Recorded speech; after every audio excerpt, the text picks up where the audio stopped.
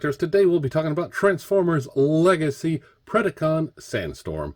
Now this is the recolor of the Transformers Kingdom Scorponok.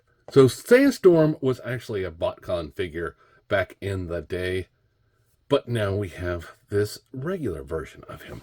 So on the side here we have some Predacons and Decepticons all on the side. On the back we have the robot mode and the beast mode for Sandstorm. And then on this side we have Sandstorm. On the top we have Legacy. On the bottom we have the UPC code.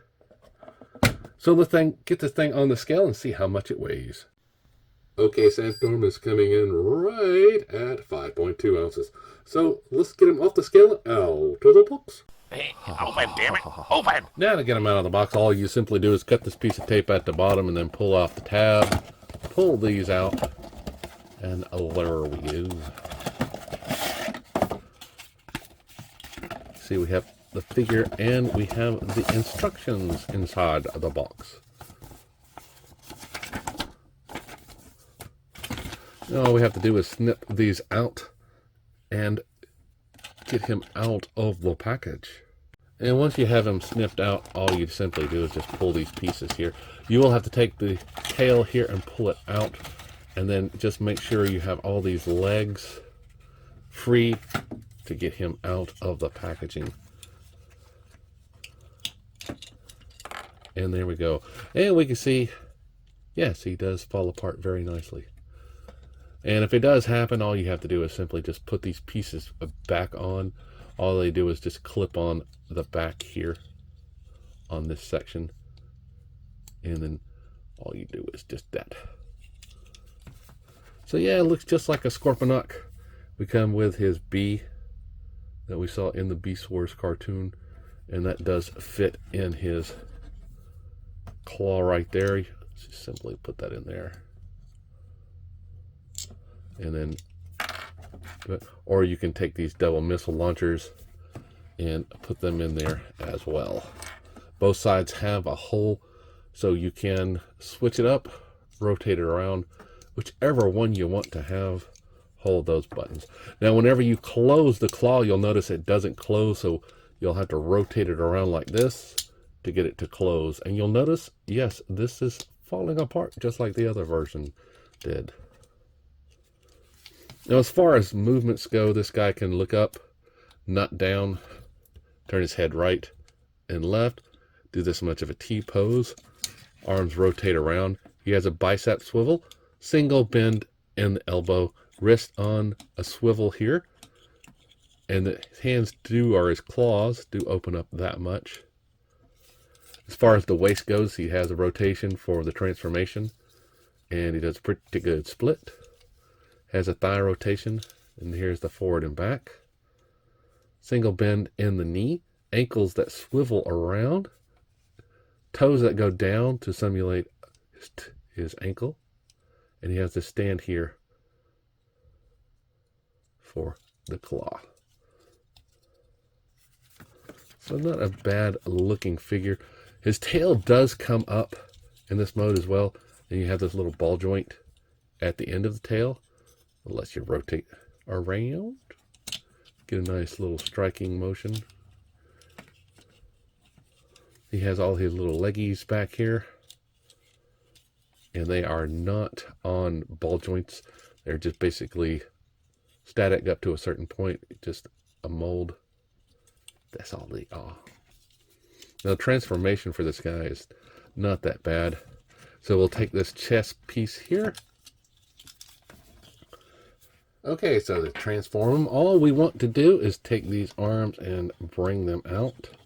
Take this chest piece and open it up. You can take the legs and pull them down just a little bit. Now the chest piece only opens up so far. You can take the head and then push it down as far as you can, get it against that piece there. Take these legs and you'll straighten them out. And the reason why I'm saying this first is because you'll have this piece that will go into the tail. So whenever you get to the point where you rotate around, just be sure to have that point toward the tail. Now we'll take these arms here and push them up front, forward like this, making sure that these arm pieces go in like this. We'll take these legs then and pull them down and get them untangled from the back. So we can do it like so.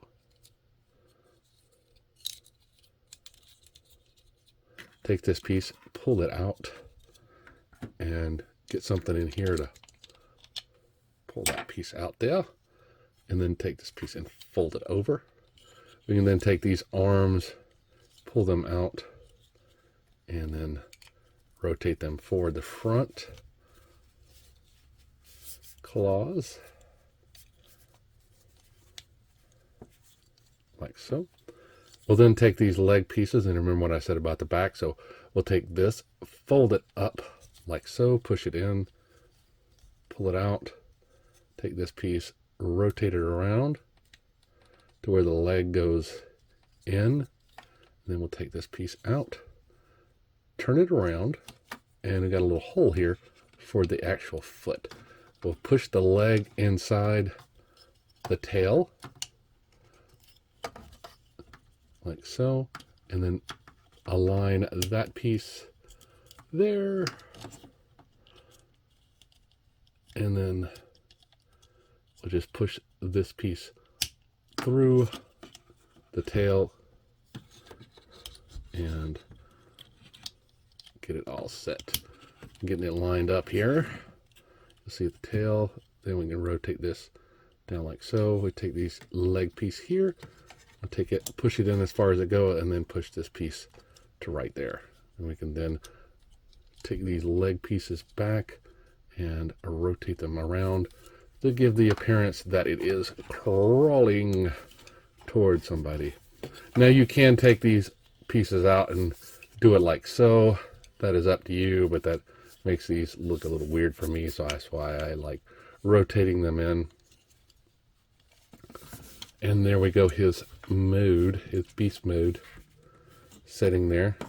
And he's basically sitting on this leg here.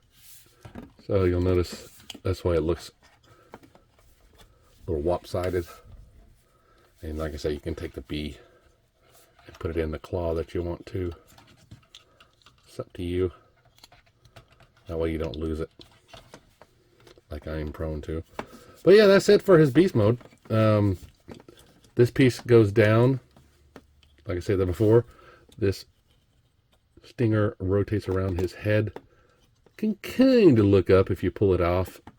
Thing is, front claws, they do open and close, move forward using that arm articulation. The legs are just on a ball joint here at the top. They do not have movement in them like the prior mode did. So you get what you get.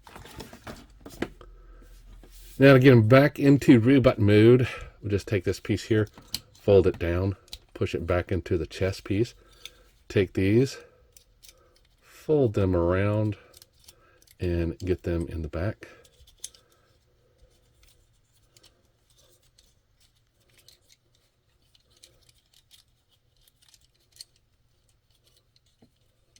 Now that they're out of the way, take these leg pieces, pull them back out, straighten them up. Take the tail piece, get it out of the way. Take these arm pieces, bring them down, and pull that piece up. And then just push everything back together to get the Sandstorm back in his robot mode. Yeah, it's a nifty little guy. Not as big as the prior version, but hey, it is what it is. Pull him back so you can get the top of the scale there. Now, he is extremely top heavy with this tail, so if you want to, definitely have it to where it balances out, because if you don't, it will topple over. But I think overall it's not that bad of a figure. Now in this robot mode, his head is coming in just under 5 inches at 4 3/4 inches. The tail is coming in at 6 inches tall, and he is 4 inches wide, like this. So not a bad robot. So remember, as always, to like, subscribe, and keep collecting.